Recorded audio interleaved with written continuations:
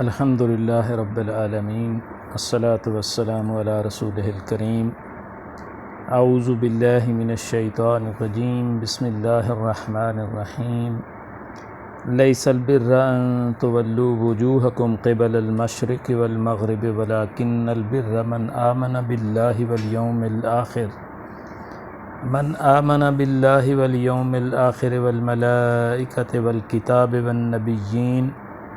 وآت المال على حبه ذوي القربى واليتامى والمساكين وابن السبيل والسائلين وفي الرقاب وأقام الصلاة وآت الزكاة والموفون بعهدهم إذا عاهدوا والصابرين في البأساء والضراء وحين البأس أولئك الذين صدقوا وأولئك هم المتقون صدق اللہ العظیم رب اشرح لی صدری ویسر لی امری واحلل عقدۃ من لسانی یفقہوا قولی اللہم ارنا الحق حقا وارزقنا اتباعہ وارنا الباطل باطلا وارزقنا اجتنابہ رب زدنی علما یا رب العالمین۔ اللہ تعالیٰ کی توفیق سے ہم قرآن مجید کے چیدہ مضامین ترتیب سے مطالعہ کرتے جا رہے ہیں۔ سورہ بقرہ کے اندر ہمارا مضمون چل رہا تھا۔ پچھلی نشست کے اندر ہم نے چند آیات کا مطالعہ کیا تھا جس کے اندر اللہ تعالیٰ نے رزق حلال کے حوالے سے ہدایات دی تھیں۔ اس سے ایک رکوع پہلے ہم نے دیکھا کہ سورہ بقرہ جو ہے اس کا دوسرا آدھا حصہ شروع ہوا جس میں مسلسل خطاب ایمان والوں سے ہے اور ایمان والوں کو پے در پے ہدایات دی جا رہی تھیں۔ چونکہ یہ سورہ مبارکہ اس وقت نازل ہوئی جب آپ صلی اللہ علیہ وسلم اور صحابہ کرام مکہ سے ہجرت کر کے مدینہ آ گئے، تو چونکہ ایک چھوٹی سی ریاست وجود میں آ گئی اور اس کے بعد ابھی معاملہ آگے چلنا تھا، وہ بڑی ریاست جو تھی پورے عرب کی وہ وجود میں آنی تھی، تو اس لیے ہر قسم کی ہدایات دی گئیں جسے ہم کہتے ہیں کہ شریعت کے قوانین دیے گئے، اور اس کے بعد جو ہے اللہ کے راستے میں خرچ کرنا اور جہاد اور قتال فی سبیل اللہ کے احکامات دیے گئے کہ جن کے ذریعے سے آگے جو بقیہ حصہ تھا عرب کا اس نے فتح ہونا تھا اور الٹیمیٹلی اسلام کا نظام حکومت قائم ہونا تھا۔ تو ایک ایک کر کے احکامات دیے جا رہے تھے۔ پہلے تو صبر اور نماز کی تلقین کی گئی اور باور کرایا گیا کہ تم ہی وہ امت ہو جسے اللہ تعالیٰ نے اب منتخب فرما لیا ہے۔ پچھلی امت کو معزول کر دیا گیا ہے، تو تمہارے اندر اتنا حوصلہ اور ہمت ہونی چاہیے کہ تم اس دین کے لیے کھڑے ہو جاؤ، اور پھر اس میں اگر جان بھی چلی جائے تو تب بھی ہدایات دیں کہ جس کی جان اللہ کے راستے میں چلی جائے اس کو مردہ بھی مت کہنا، وہ تو زندہ ہیں، اللہ کے ہاں رزق پاتے ہیں۔ ان ہدایات کے بعد جو پہلا باقاعدہ حکم ایمان والوں کو دیا گیا وہ رزق حلال کے حوالے سے دیا کہ اے ایمان والوں، پہلے پوری انسانیت کو خطاب کر کے فرمایا اور پھر ایمان والوں کو خاص طور پہ فرمایا کہ تم لوگ رزق حلال کھاؤ اور وہ استعمال کرو۔ اس کے بعد جو ہے اب پے در پے ہدایات آتی چلی جائیں گی۔ ہم دیکھتے ہیں کہ قرآن مجید یا اسلام جو ہے یہ مسلسل ہدایات دیتا ہے کہ مال جو ہے اس کو خرچ کیسے کرنا ہے، کہ کمانا جو ہے وہ حلال اور ذرائع سے کمانا ہے، اور پورے کا پورا فوکس پھر خرچ کرنے کے اوپر ہے۔ جبکہ آج کی دنیا کو جب ہم دیکھتے ہیں تو ان کا پورا فوکس کمانے کے اوپر ہے،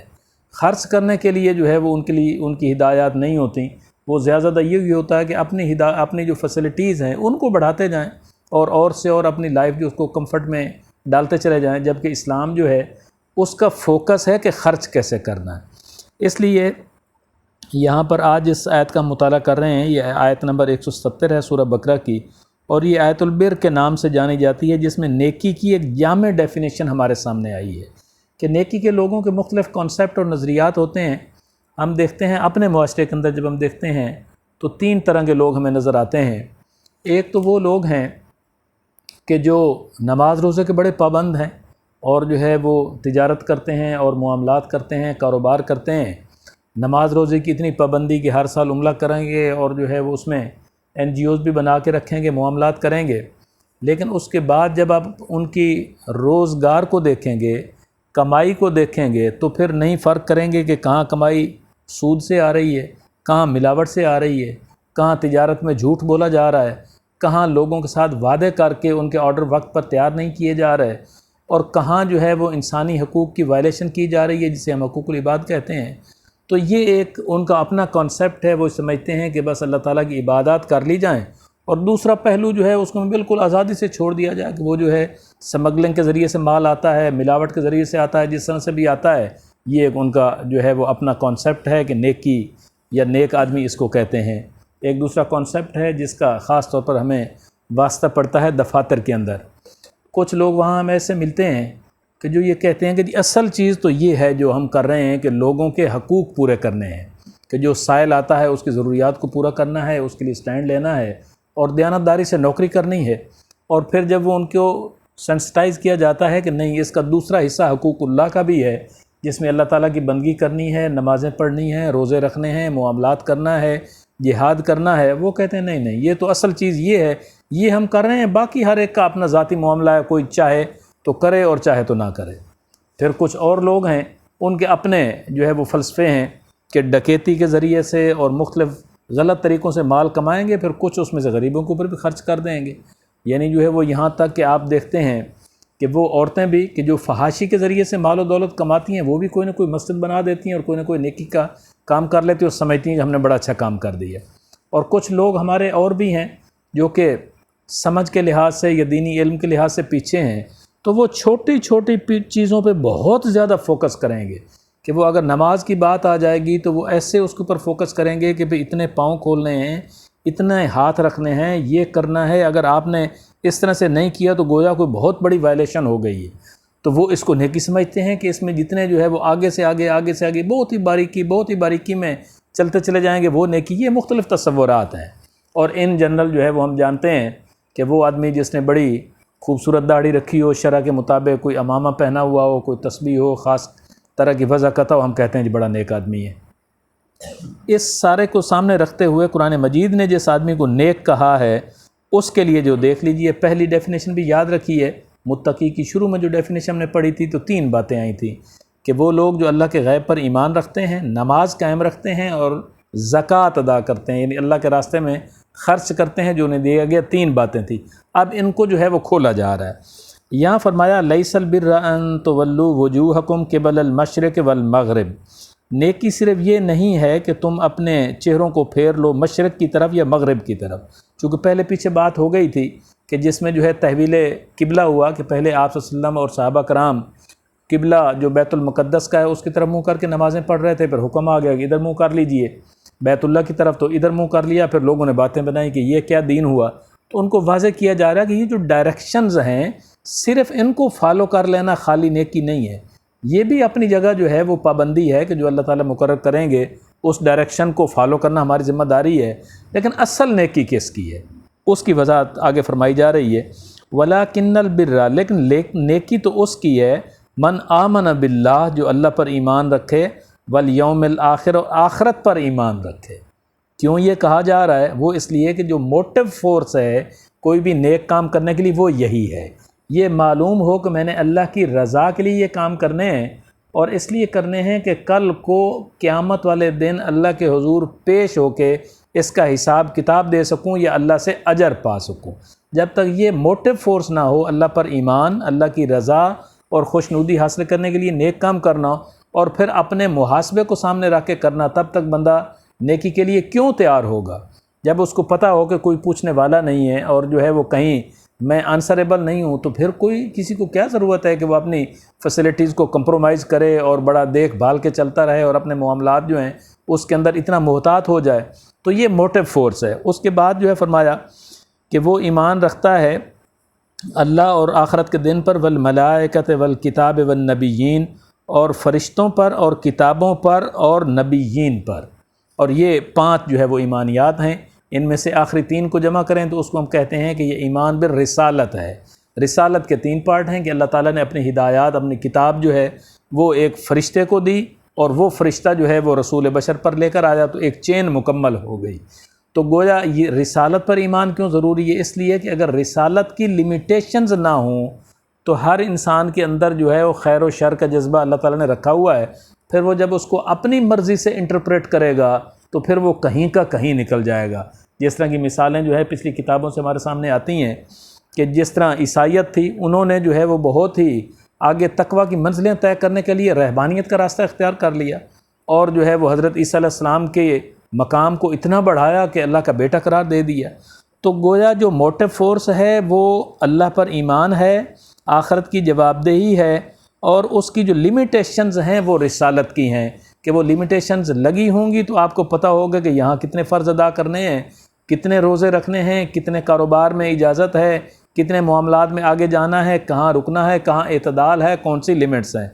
اس کے بعد اب جو ہے وہ بیان کیا جا رہا ہے کہ کرنے والے کام کیا ہیں، جس کو آپ نیک اور متقی آدمی سمجھتے ہیں وہ کیا کرتا ہے۔ وَآتَ الْمَالَ عَلَىٰ حُبِّهِ ذَوِي الْقُرْبَىٰ، کہ وہ اپنا مال دے اس کی محبت کے باوجود رشتہ داروں کو، والیتامہ اور یتیموں کو، والمساکین اور مسکینوں کو، وابن السبیل اور مسافروں کو، والسائلین اور سوال کرنے والوں کو، وفی الرقاب اور گردنوں کے چھڑانے میں۔ یعنی اب دیکھیے وہاں جو ہے وہ پہلے ایمانیات کے بعد فوراً نماز کا حکم آیا تھا، پھر زکوٰۃ کا آیا تھا، اور یہاں جب تقویٰ کی بات آئی ہے، نیکی کی بات آئی ہے، تو نیک آدمی وہ ہے جو ایمان کے فوراً بعد انسانی ہمدردی کے لیے کھڑا ہونے والا ہو، اور اپنا جو محنت کیا ہوا مال ہے اس کو اپنے قریبی رشتہ داروں پر اور یتیموں، مسکینوں اور مسافروں پر اور سوال کرنے والوں پر اور غلاموں کے یا دوسرے قرضے میں پھنسے ہوئے لوگوں کی گردنوں کو چھڑانے کے لیے اپنا مال خرچ کرتا ہے۔ تو گویا سچا جو دعوے دار ہے نیکی کا وہ ایسا آدمی ہے جو ہی ایمان لاتا ہے اللہ پر تو اس کے اندر فوراً جو ہے جو نیکی کا جذبہ پیدا ہوتا ہے وہ انسانوں کی خدمت ہے، انسانوں کی ہمدردی ہے، ان کے لیے اپنے جان و مال لگانے ہیں۔ اس کے بعد وہی حکم ہے وَأَقَامَ الصَّلَاةَ، اور قائم رکھے نماز کو، وَآتَ الزَّکَاةَ، اور زکوٰۃ ادا کرے۔ زکوٰۃ ادا کرنا جو ہے وہ فرض ہے، اور جو پہلے مال خرچ کرنے کی بات کی جا رہی ہے یہ زکوٰۃ سے اوور اینڈ ابو ہے۔ تو گویا زکوٰۃ جو ہے وہ تو آپ کی صرف مٹھی کھولنے کے لیے فرض ہے، اس کے بعد آپ نے کتنا مال خرچ کرنا ہے اس کے لیے چند آیات کے بعد آگے حکم آ جائے گا کہ یسألونک،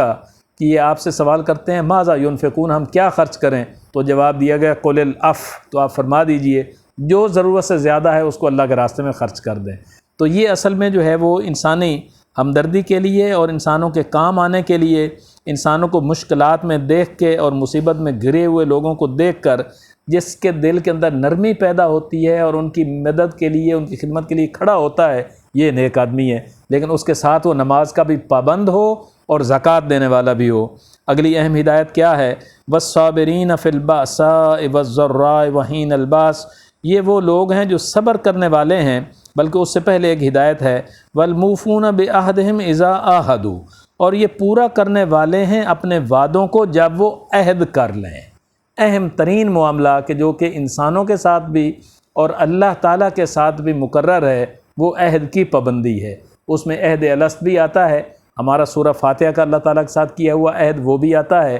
لا الہ الا اللہ محمد رسول اللہ پڑھنے کا عہد بھی آتا ہے، اور پھر لوگوں کے ساتھ عہد ہیں۔ اور آج ہم دیکھتے ہیں کہ پورا نظام زندگی جو ہے وہ کانٹریکٹس کے اوپر چلتا ہے، وہ بے شک ایک شادی کا کانٹریکٹ ہو میاں بیوی کے درمیان، یا جو ہے وہ کسی امپلائر اور امپلائی کا کانٹریکٹ ہو، یا کوئی بھی جو ہے قوموں کے درمیان اور ملکوں کے درمیان معاہدے ہوں، یا جو تجارت کے لیے معاہدے ہوں۔ تو اصل نیک آدمی وہ ہے جو ان کانٹریکٹس کی پابندی کرنے والا ہے اور ان کو بجا لانے والا ہے، جو ایک دفعہ بات ہو گئی اور طے ہو گیا اس کی وہ پابندی کرے۔ اس کے بعد اگلی ہدایات ہیں کہ وہ صبر کرنے والے ہیں فی الباسا، سختی کے اندر، والضراء اور تکلیف کے اندر، وحین الباس اور جنگ کی حالت میں۔